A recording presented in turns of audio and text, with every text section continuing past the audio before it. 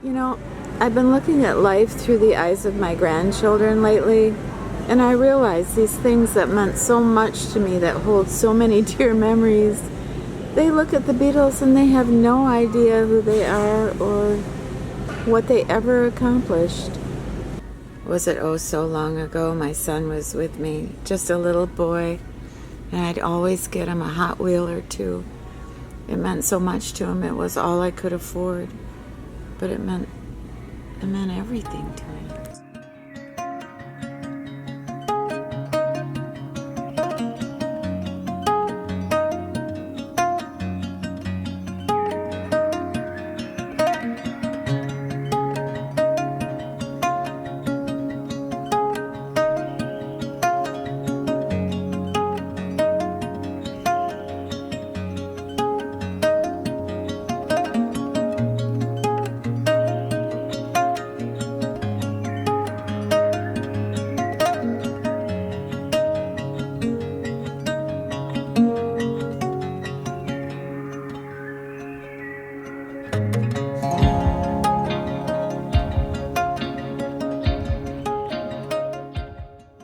Everybody, thank you so much for coming back and seeing me and Desi today.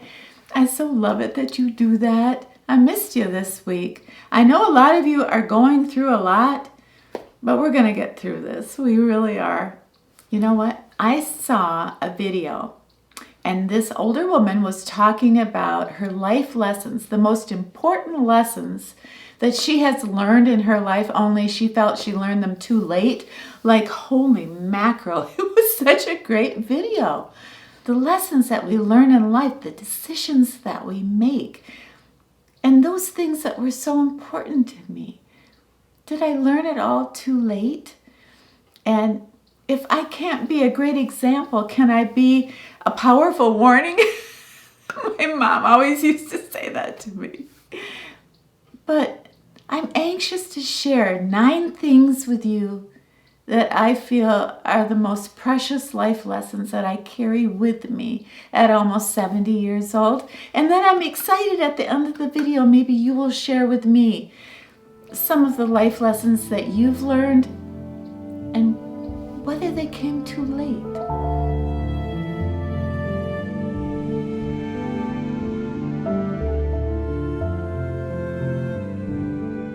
Never try to imitate somebody else's life. Never think you belong on somebody else's path. Just because it works for them doesn't mean it's going to work for you. And I learned this way too late. When I was in my 20s and 30s and 40s, I felt like a total failure. I saw women I admired, and I tried to morph into their life or what they were doing in business, and I always failed. I had to follow my own path, my own quirky path of what I was meant to do in my life. But it never felt good enough. So did I learn it too late? I suppose I did. But if there's anybody out there that can relate to this, please let me know. But I remember there was a time where I would meet my girlfriends. And I was in my late 30s, and we would always rent a cottage in the summertime, and we'd drive up there, and we'd bring our luggage and our bathing suits, and we'd have a ball. It was right on Lake Michigan. And I always remember every summer sitting with my girlfriends, and I loved them so much. And you could see all our cars lined up behind the cottage, and mine was the worst used car. They all had big lives. They all had careers, but I did not. I was a musician. I was just drifting. I was writing. They would come to my performances. They were so supportive and they loved me so much. They never made me feel less than. It was me. I looked at their beautiful clothes and their beautiful luggage and their cars, and I thought, why can't that be me? Never appreciating who I was or what I was doing. So when I see young girls out there And they're watching YouTube and they're watching content creators and they're thinking, yeah, that's what I want to do. I want to get on her path. I want to imitate that woman's life. Please, don't do what I did. Don't wait a whole lifetime to learn the lesson that you have to find your own path. You have to make your own way into this life.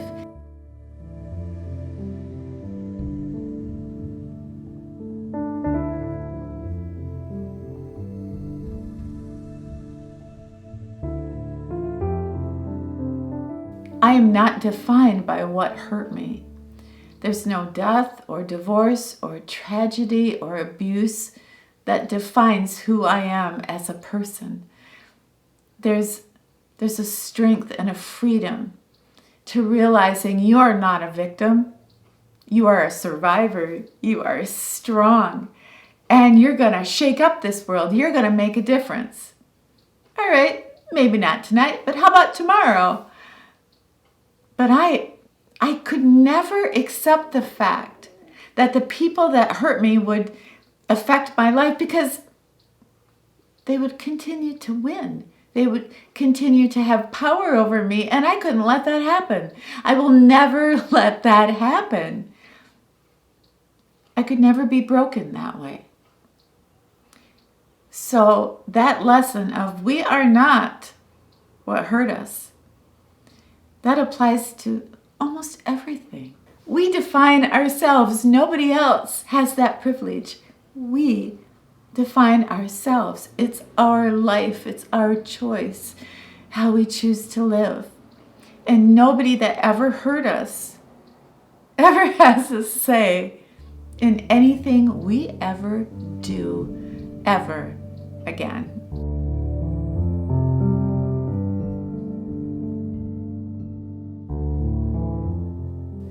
Loneliness. There is such an epidemic of loneliness, and it has taken me a lifetime to realize that some of the root of real loneliness is not knowing how to communicate, not knowing how to tell people what you need and what you want, not being able to express how we feel. We hold it all inside. It's such a lonely feeling to feel like we're going through life with all these emotions and struggles all by ourselves. I used to think when I was having a bad day, I'd stare out the window and I'd think, I'm the only woman in the whole world that has really nothing wrong with her life. But I feel so sad. I feel like I'm floating. What's wrong with me? I'm so alone. Because I couldn't communicate with anybody in my life that I needed to talk, that I needed to meet other women that were going through the same struggles I was.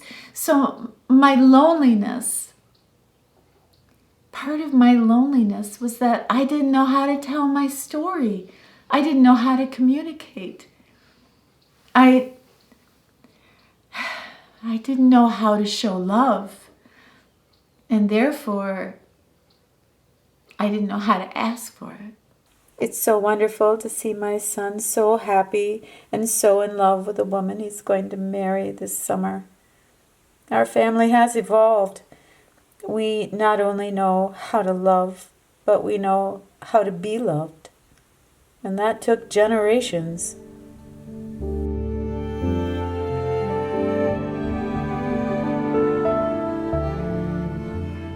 About 9 years ago when I started YouTube, I was having a ball. I was meeting all of you and I was meeting other creators and I would watch their videos and, they were happily married and they'd bring their husband out and he'd like do their makeup or put furniture together on their deck and it was so sweet. And they were so happy and I was happy for them and it brought back so many wonderful memories of when I was with my husband. But it also made me sad, and it made me feel lonely. And I looked back, and I always thought that marriage was all about love and companionship. But what I've learned from you And what I've learned from looking back on the 3 marriages that I had, because I married 3 men that I truly did love, and I really did try to make it work. But what I realize now, the lesson I learned about marriage is that unless you can anticipate the other person's needs and their feelings and their hopes and their dreams, you can have some of the loneliest moments of your life when you're in a marriage. When you're in a marriage where, let's say, your husband sits down, watches TV, and never says a word to you, there's no kisses goodnight, there's no nothing, it can be so lonely. Because not only is your marriage not working, but you don't even have the hope that it will change. I remember sometimes when I was married to my husband, Ed, and we'd be driving somewhere and it'd be like a 20-minute drive, and there would not be one word between us. There would be no conversation. We'd just listen to the radio and drive. And I would feel so much hurt inside. I would feel so much loneliness. I wanted to talk to him about my day. I wanted to talk to him about where we were going. He didn't want to talk to me. He didn't want to communicate with me. I was his wife. I'd be there tomorrow and the day after that and the day after that. Marriage can be such a lonely place. I'd love to tell you about my Aunt Nell. She was such a beautiful young lady. She was so educated and so popular when she was young. She married the most handsome boy in town. After 25 years of marriage, this is what my Aunt Nell looked like. She suffered greatly with this man she married. He was a drunk, a womanizer, and she suffered great injuries from his physical abuse. Before my Aunt Nell turned 50, he almost killed her. And the next day my mother said Nate got in the truck, drove off, said he was getting some milk, and he never came back. Aunt Nell cried for months and months after he left.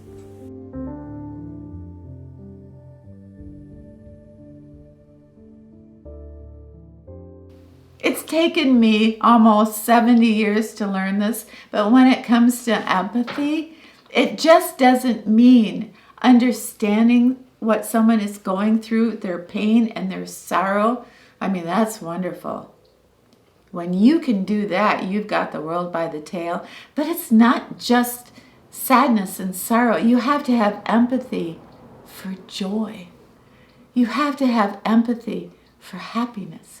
You have to be able to absorb and understand and feel for yourself someone else's happiness, their joy, their situation, how they got there. That's why it's so important as we live our life to perhaps have people around us where when we have empathy, when we can relate to someone, that it's on a very positive level. So what I learned way too late is that empathy for sorrow is everything.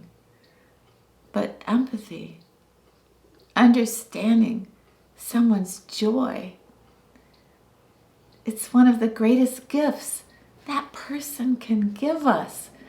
Well, it didn't always seem so at the time, but I really have had a wonderful life. This is a picture when my mother turned 70. I'm standing right beside her at her 70th birthday party. I was 40 years old at the time. At 40 years old, I couldn't even imagine what 70 would feel like or look like. So this picture takes on a brand new meaning for me and how I look at my mother.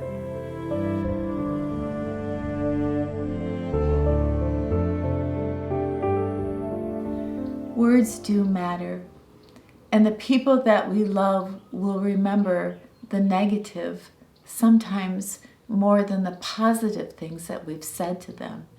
So we have to be very, very careful with our words. And if we have a friend or a family member where we feel that maybe we said things we shouldn't have, I know it's really hard to bring it up and actually say, I remember when I said XYZ to you, well, I didn't mean it, or just explain it, but just examine it, get it out in the open, and then tuck it away and never talk about it again, but try to make it right. But in my own life, when I'm thinking about my mother's love, I remember the negative things. I can list you more negative things my mama said to me than positive. And she never would have wanted that. So in knowing that lesson, I am so careful with my words to every single person in my life. I try to be so careful. Now, I know, I have failed with friends. That's for sure. I have failed with strangers. I can put out a video and have wonderful, beautiful comments. But if there's one of you who's angry at me, I'll carry that with me. I will. That's just the way we're built. And I learned that lesson a little bit late. Dizzy, what are you doing? Are you hanging out with my new shoes? As you go through life, if you're thinking about someone, it's pretty certain they're thinking about you.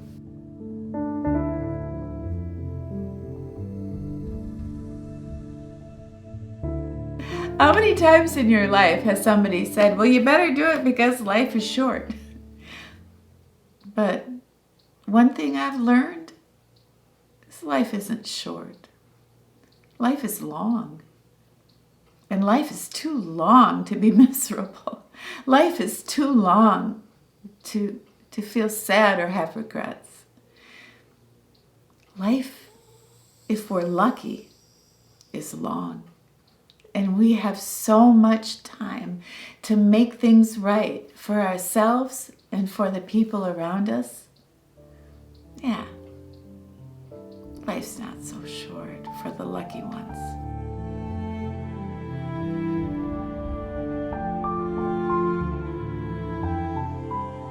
Boy, what a find at the thrift store today. The Glad Lady. First edition, 1910. How about that?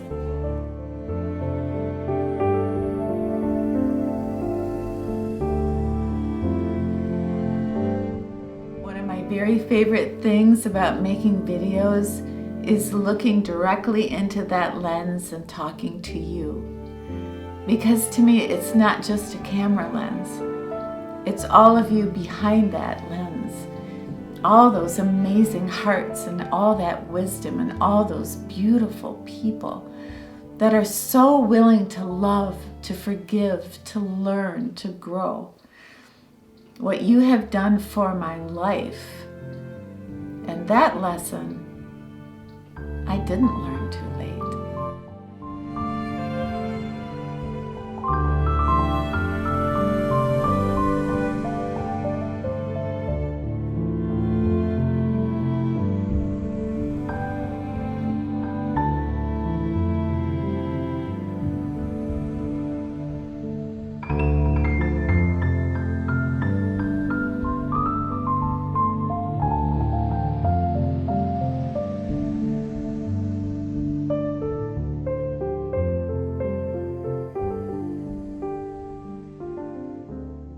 Desi's favorite song is Hey Jude. I can't even sing a little bit of it without him chiming in. It's wild. Anyway, hey everybody, thank you so much for hanging out with us today. It's so wonderful to have you here. And if you get a chance, could you share maybe one life lesson that maybe you learned a little too late that you want to pass on? And oh, by the way, in 2 weeks, Hal is coming up and we're celebrating Paul McCartney's birthday.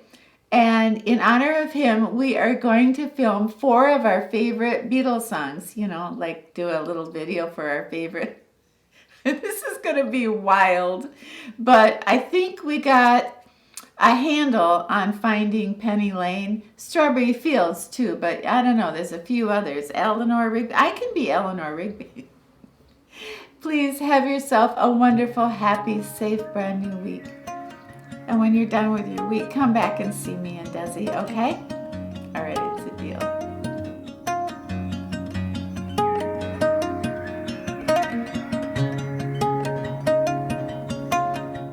Somebody asked me the other day, how come you've never taken any time off, or how come you've never had a creative block and stopped making videos? And I honestly thought about that for about 2 seconds, and then, well, it's because of you.